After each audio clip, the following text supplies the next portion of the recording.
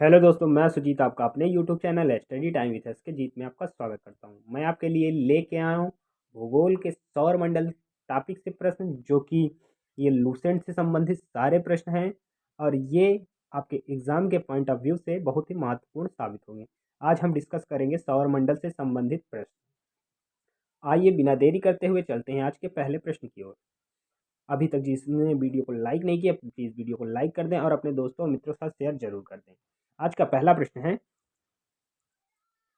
सौर प्रणाली की खोज किसने की? ए गैलीलियो ने, बी जे.एल. बेयर्ड ने, सी कोपरनिकस ने, डी केपलर ने। तो इसका सही जवाब हो जाएगा आपका आंसर सी कोपरनिकस।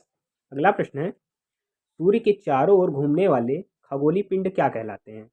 ए ग्रह, दूसरा बी उपग्रह, सी क्षुद्र ग्रह, डी पुच्छल तारे। तो इसका सही आंसर हो जाएगा ग्रह, आपके सूर्य के चारों ओर चक्कर लगाते हैं। अगला प्रश्न है, किस ग्रह के चारों ओर परिक्रमा करने वाले छोटे आकाशीय पिंड को क्या कहते हैं? किसी ग्रह के चारों ओर परिक्रमा करने वाले छोटे आकाशीय पिंड को क्या कहते हैं? तो छोटे आकाशीय पिंड को कहते हैं आप उपग्रह। अगला प्रश्न है, ग्रहों की गति का नियम किसने प्रतिपादित किया?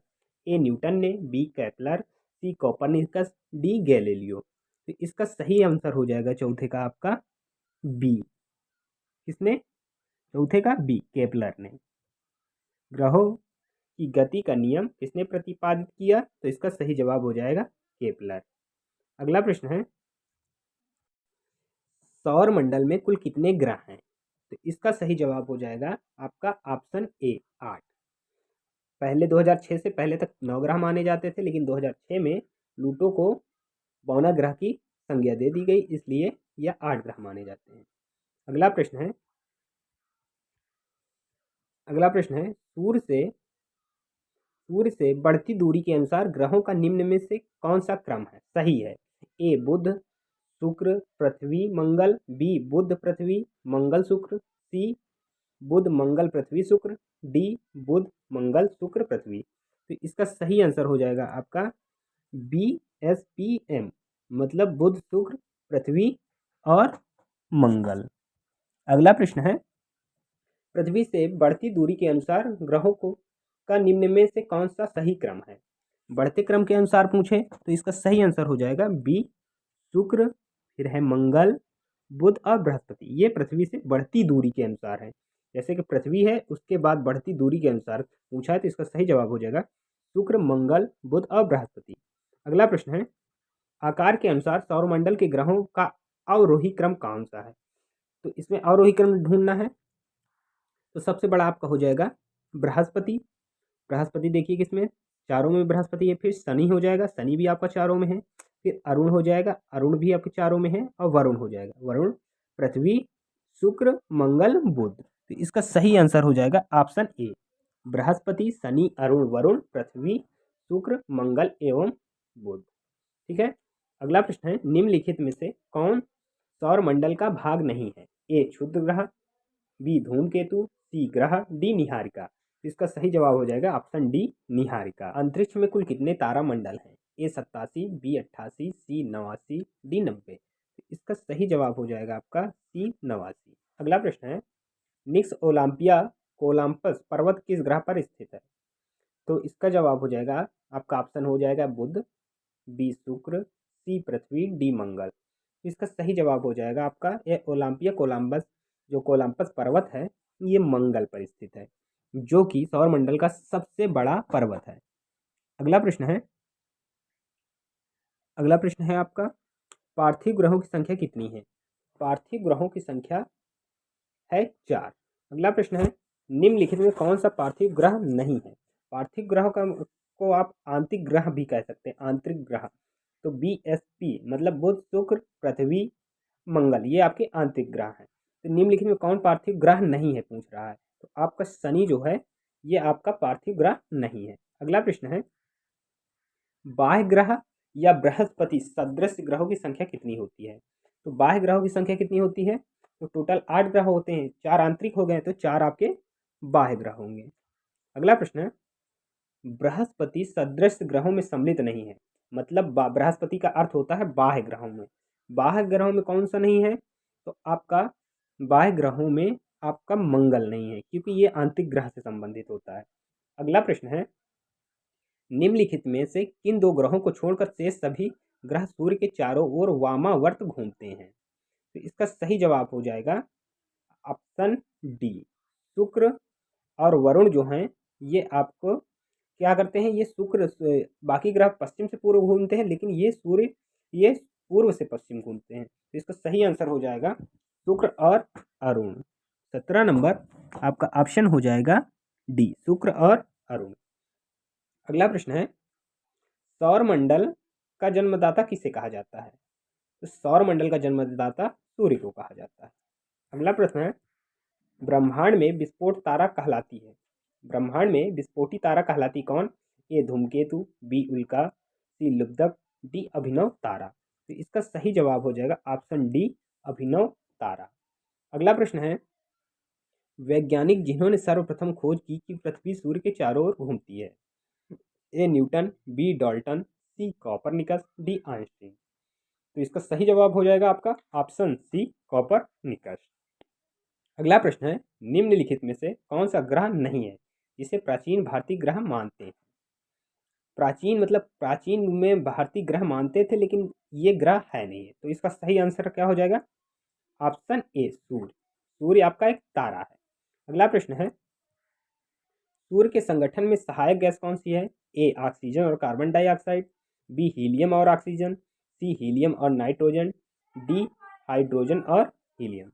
इसका सही आंसर हो जाएगा हाइड्रोजन और हीलियम, जबकि सूर्य में हाइड्रोजन की मात्रा समथिंग 71% है और हीलियम 24 पॉइंट समथिंग कुछ है। अगला प्रश्न है, सूर्य के मध्य भाग को क्या कहा जाता है? तो सूर्य के मध्य भाग को ए ऑप्शन समताप मंडल कहते हैं, बी प्रकाश मंडल कहते हैं, सी वर्ण मंडल कहते हैं, डी या स्थल मंडल कहते हैं। तो इसका सही जवाब हो जाएगा आपका ऑप्शन बी, प्रकाश मंडल। अगला प्रश्न है, सूर्य के ऊपर के भाग को क्या कहा जाता है?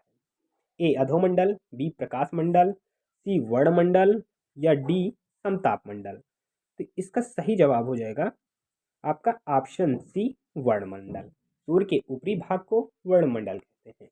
अगला प्रश्न है, सूर्य सदैव पूर्व से निकलता है क्योंकि? ए पृथ्वी पश्चिम से पूर्व की ओर घूमती है। ये बात सही है कि गलत? ये सही है।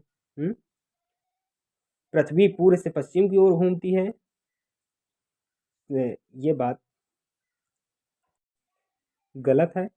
यह पूर्व में स्थित है, यह भी गलत है। डी इनमें से सभी। इसका सही आंसर हो जाएगा सूर्य सदैव पूर्व से निकलता है क्योंकि पृथ्वी पश्चिम से पूर्व की ओर घूमती है। अगला प्रश्न है आपका, अगला प्रश्न कौन सा है आपका?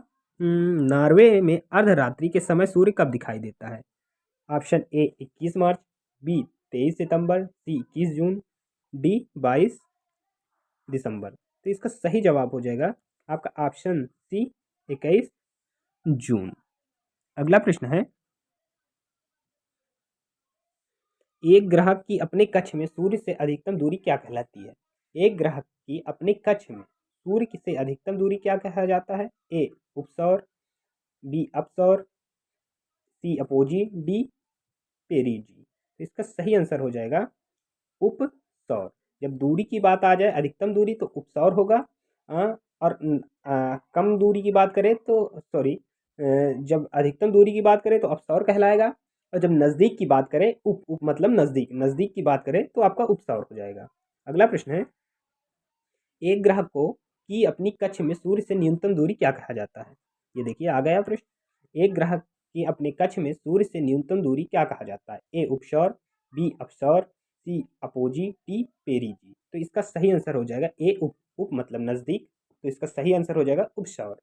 अगला प्रश्न है, निम्नलिखित में से किनके बीच औसत दूरी को खगोलीय एकक कहा जाता है? तो इसका सही आंसर ऑप्शन हो जाएगा ए पृथ्वी तथा सूर्य, बी पृथ्वी तथा चंद्रमा, सी पृथ्वी तथा सूर्य, डी प्लूटो तथा सूर्य।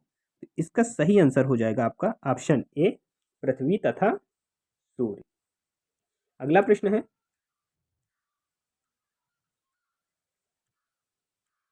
अगला प्रश्न है आपका,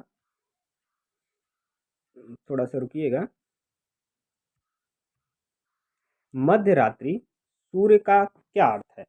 ए संध्या प्रकाश, बी उदीयमान सूर्य, सी बहुत चमकदार चंद्रमा, या डी सूर्य का ध्रुवीय व्रत में देर तक चमकना। तो इसका सही आंसर हो जाएगा आपका ऑप्शन डी, सूर्य का ध्रुवीय व्रत में देर तक चमकना। अगला प्रश्न है, मध्य रात्रि का सूर्य किस क्षेत्र में दिखाई देता है? ए भूमध्य सागरीय क्षेत्र में, बी भूमध्य रेखीय क्षेत्र में, सी आर्कटिक क्षेत्र में, डी जापान से पूर्व के क्षेत्र में। तो इसका सही आंसर हो जाएगा ऑप्शन सी, आर्कटिक क्षेत्र में। अगला प्रश्न है, सूर्य में काला धब्बा क्या है? ए सूर्य में एक बड़ा काला छेद, बी दिन के दौरान धब्बे ऊर्जा के स्रोत होते हैं, सी धब्बे वे स्थान हैं जो प्रकाश उत्सर्जित करने में असमर्थ हैं, डी इनमें से कोई नहीं। इसका सही आंसर हो जाएगा ऑप्शन सी, धब्बे वे स्थान हैं जो प्रकाश उत्सर्जित करने में असमर्थ हैं। अगला प्रश्न है, सूर्य के रासायनिक मिश्रण में हाइड्रोजन का प्रतिशत कितना होता है? ए 71%, बी 61%, सी 75%, डी 54%। इसका सही जवाब हो जाएगा ऑप्शन ए 71%। अगला प्रश्न है, निम्नलिखित में से कौन एक तारा है? ए चंद्रमा, बी सूर्य, सी पृथ्वी, माफ कीजिएगा, ए चंद्रमा, बी शुक्र, सी पृथ्वी, डी सूर्य। अक्सर लोग इसको कंफ्यूज हो जाते हैं अगर इसमें कोई क्योंकि सूर्य को आप तारा नहीं ध्यान देते, इसलिए विशेष तौर से ऑप्शन अगर इधर उधर होता है तो सूर्य विशेष तौर पर ध्यान रखिएगा। अगला प्रश्न है, सौर पृष्ठ पर लगभग कितना तापमान होता है? 8,800 degree Celsius, 6,000 degree Celsius, 600 degree Celsius और 1,000 डिग्री सेल्सियस। तो सौर पृष्ठ में लगभग तापमान होता है आपका 6,000 डिग्री सेल्सियस। कितना? 6,000 डिग्री सेल्सियस। अगला प्रश्न है, सूर्य की सतह पर हाइड्रोजन के अलावा दूसरा कौन सा तत्व बहुतायत में पाया जाता है? ए हीलियम, बी नियॉन, सी आर्गन, डी ऑक्सीजन। तो हाइड्रोजन के बाद आपका क्या होता है? हीलियम का प्रतिशत। अगला प्रश्न है, सूर्य धरती पर प्रकाश धरती तक पहुंचने में कितने मिनट लेता है? सूर्य प्रकाश धरती तक पहुंचने में 8.3 मिनट लेता है। अगला प्रश्न है, सूर्य के पास कौन सा ग्रह है? सूर्य के पास सबसे पास कौन सा ग्रह है? तो बुध, बृहस्पति, शुक्र, मंगल। तो इसका सही आंसर हो जाएगा 38 का ए बुध। बुध आपका सूर्य के सबसे पास ग्रह है। ठीक है। अगला प्रश्न है, बुध नक्षत्र में एक वर्ष में दिनों की संख्या कितनी होती है? 300, बी 56, सी 36, डी 88। इसका सही जवाब हो जाएगा ऑप्शन डी 88। आज का वीडियो सिर्फ डेमो में रहेगा। कहने का मतलब, डेमो का मतलब ये है कि अगर आप लोगों को वीडियो पसंद आएगा तो इसकी संख्या बढ़ाई जाएगी। आज छोटा वीडियो रहेगा और आपका आज एक हिसाब से ट्रायल है कि अगर आप लोगों को वीडियो पसंद आएगी तो इसी तरह हम आगे क्वेश्चन करवाते रहेंगे, भूगोल, इतिहास, यानी समस्त सब्जेक्ट का करवाते रहेंगे। बस आप लोग वीडियो को ज़्यादा से ज़्यादा शेयर जरूर करिएगा। अगर वीडियो पसंद आएगा तो बताइएगा ज़रूर, ऐसी वीडियो लाते रहेंगे। अगला प्रश्न है, किस ग्रह में चंद्रमा की तरह कलाएं होती हैं? ए मंगल, बी बुध, सी बृहस्पति, डी शनि। तो इसका सही आंसर हो जाएगा आपका माफ कीजिएगा, इसका सही आंसर हो जाएगा ऑप्शन बी बुध। अगला प्रश्न है, निम्नलिखित में कौन सा ग्रह के चारों ओर घूमने वाला उपग्रह नहीं है? निम्नलिखित में से कौन से ग्रहों के चारों ओर घूमने वाले उपग्रह नहीं है? किसमें उपग्रह नहीं पाया जाता?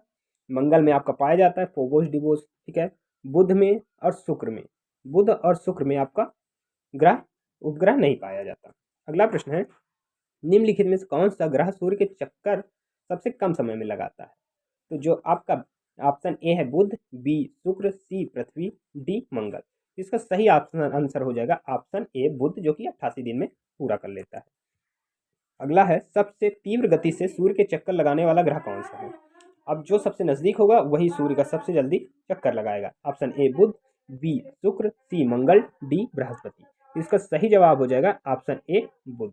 अगला प्रश्न है, निम्नलिखित में से किस ग्रह को अच्छी झुकाव सबसे अधिक है?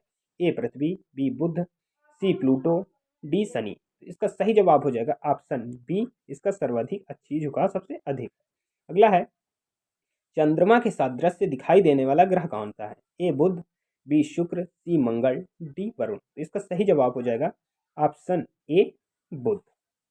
अगला प्रश्न है, सौरमंडल का कौन सा ग्रह लगभग पृथ्वी जितना बड़ा है?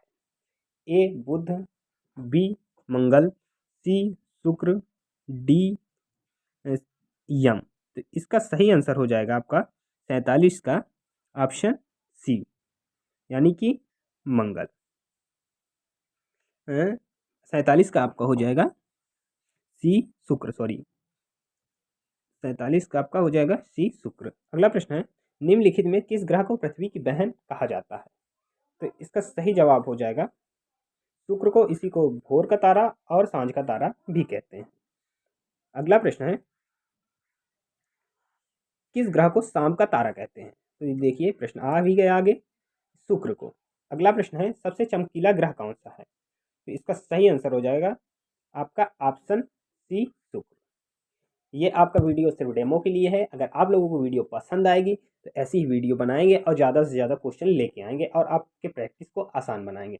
और जैसे सौरमंडल से संबंधित हम सारे प्रश्न करवाएंगे इसी में, इसी तरह ज्वालामुखी से संबंधित जब आएगा तो हम सारे क्वेश्चन उसमें से करवाएंगे जितने क्वेश्चन बन सकते हैं।